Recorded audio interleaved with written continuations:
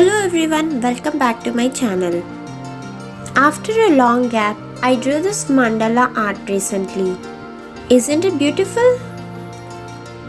So in this video tutorial, I'll show each and every step of mandala art in detail. Mandala art is very easy and it doesn't need any extra skills. All you need is patience and a little bit of hard work.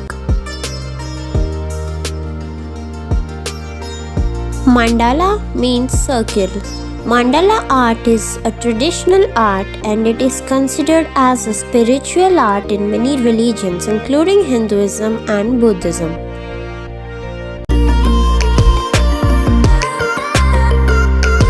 Drawing mandala helps in relaxing your mind and it improves concentration and focusing skills.